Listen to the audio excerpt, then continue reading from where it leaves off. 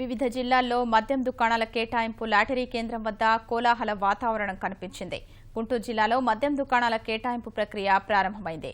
జిల్లాలో మొత్తం 352 దుకాణాల కోసం వెంకటేశ్వర విజ్ఞాన మందిరంలో లాటరీ విధానం ద్వారా కేటాయించారు.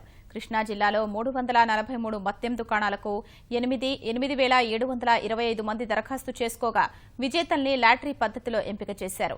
అనంతపురం జిల్లాలో అనంతపురం, పెనుకొండ ఎక్సైజ్ డివిజన్లలో 246 దుకాణాలకు 6,962 మంది దరఖాస్తు చేసుకున్నారు. దుకాణాల్ని లాటరీ పద్ధతి ద్వారా ఎంపిక చేశారు.